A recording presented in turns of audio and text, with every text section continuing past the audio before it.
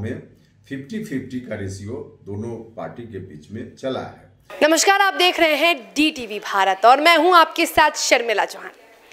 बिहार में कुछ ही दिनों में MLC के चुनाव होने वाले हैं। हालांकि MLC के चुनाव कब होने वाले हैं इसकी अधिसूचना अभी जारी नहीं की गई है, लेकिन 24 सीटों पर MLC के चुनाव जल्द होने वाले हैं, क्योंकि बिहार में पंचायत चुनाव हो चुका है और पंचायत चुनाव के जितने भी सदस्य हैं, नवनिर्वाचित सदस्य हैं, वही विधान परिषद में चुनाव में मत का प्रयोग करते हैं, वोट डालते हैं और इसी वजह से MLC चुनाव अब जल्द ही होने वाला है। हालांकि तिथियों की घोषणा अभी बाकी है और तिथियों की घोषणा होने के बाद अब बिहार में एक बार फिर से सियासी रंग देखने को मिलेगा। लेकिन अभी की बात कर ले तो बिहार में MLC चुनाव की तैयारियां जोरों शोरों से चल रही है। तमाम राजनीतिक दल अपने अपने स्तर से तैयारियों में लगे हुए हैं। दो गठबंधन है बिहार में, एक तरफ है महागठबंधन और एक तरफ है NDA, जिसमें घटक दल हैं BJP, JDU, हम और VIP।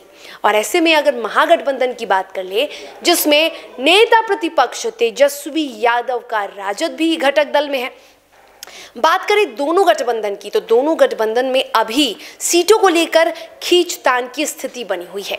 सबसे पहले बात करते हैं NDA की, तो NDA में भी खींचतान की स्थिति अब शुरू हो गई है। हालांकि BJP के नेता ये कहते हैं कि सर्वसम्मति से ही फैसला लिया जाएगा, तो दूसरी ओर जब महागठबंधन की तस्वीर देखते हैं तो तस्वीर बिल्कुल उल्टी है, क्योंकि राजद ने 9 सीटों पर उम्मीदवारों की घोषणा कर दी है, लेकिन कांग्रेस को इस बार एक बार फिर से कांग्रेस से राय मशवरा नहीं लिया गया और कांग्रेस के नेता इससे नाराज है, इससे आश्चर्यचकित है। वहीं NDA की बात कर ले तो NDA में भी फिलहाल कुछ ऐसी ही स्थिति देखने को मिल रही है, लेकिन NDA की स्थिति थोड़ी ठीक है। JDU के संसदीय बोर्ड के राष्ट्रीय अध्यक्ष यानी उपेंद्र कुशवाहा ने ये कहा कि हमें 50-50 सीटें चाहिए, यानी कि 50-50 रणनीति पर हम काम करते हैं। जो पुराना नियम है 50-50%, उसी नियम में हम आज भी काम करेंगे, यानी MLC चुनाव इस बार भी 50-50 के नियम से ही चलेगा। 50-50 नियम क्या है जरा हम बता देते हैं इसको। दरअसल MLC चुनाव जो है वो 24 सीटों पर होने वाला है और ऐसे में JDU की मांग ये है कि 12 सीटें JDU को मिलनी चाहिए और फिर बाकी की जो सीटें हैं वो BJP और बाकी जो दल हैं, यानी कि बाकी जो घटक दल हैं, हम और VIP वो कर ले। अब 50-50 को लेकर थोड़ा सा कंफ्यूजन हो रही है, थोड़ी सी परेशानी हो रही है और ऐसे में अब NDA में खींचतान की स्थिति हो गई है। एक तरफ जहां JDU के वरिष्ठ नेता संसदीय बोर्ड के राष्ट्रीय अध्यक्ष उपेंद्र कुशवाहा ये कह रहे हैं कि 50-50 का जो नियम है, जो पुराना नियम है, वही चलता आ रहा है और इस बार भी 50-50 के ही नियम पर हम लोग काम करेंगे, यानी JDU को भी आधी सीटें चाहिए। 12 सीटों की मांग JDU कर रहा है। इस बार क्या कुछ कहा है उपेंद्र कुशवाहा ने, सबसे पहले जरा आप ये सुनिए। यह जो इशू है इसमें दोनों पार्टी मिलकर बैठकर तय कर लेंगे किन सीटों पर, किस सीट पर किस पार्टी को लड़ना है। ये कोई बड़ा इशू नहीं है। अभी तक उस रूप में अंतिम रूप से कोई फैसला नहीं हुआ है, जिसके बारे में हम आपको बता दें।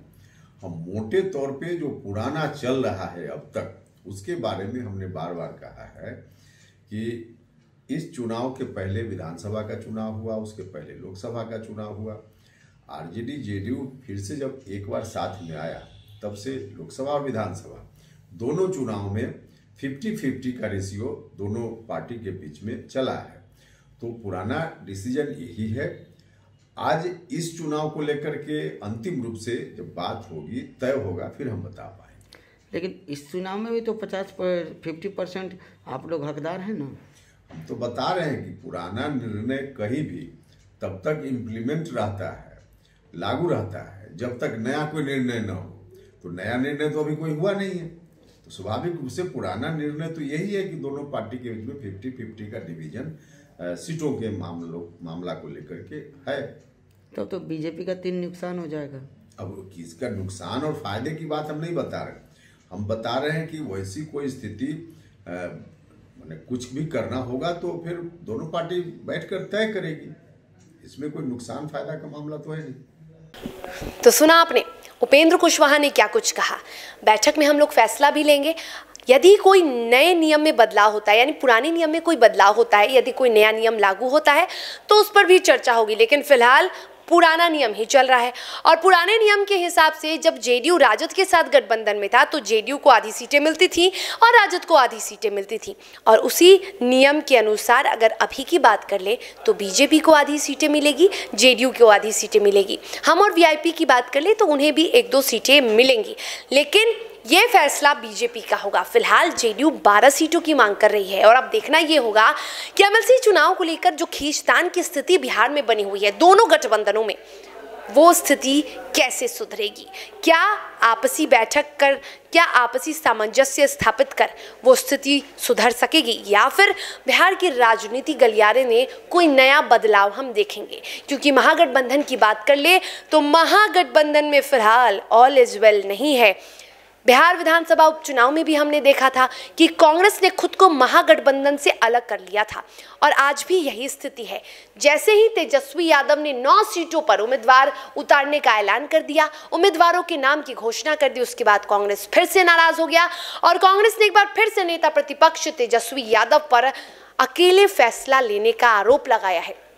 अजीत शर्मा जो कि कांग्रेस के विधायक हैं, उन्होंने कहा है कि हम बैठक करेंगे और तेजस्वी यादव के साथ वार्ता कर इस पूरी स्थिति को समझेंगे और इस पूरी स्थिति पर विचार होगा। अब कांग्रेस की आलाकमान क्या फैसला लेती है वो वक्त बताएगा। और एनडीए की भी बात कर ले तो एनडीए में किस तरह से जो स्थितियां उत्पन्न हो रही हैं उसे सुलझाएगी बीजेपी, वो भी वक्त बताएगा। लेकिन फिलहाल एमएलसी चुनाव को लेकर बिहार में सियासत गर्म है।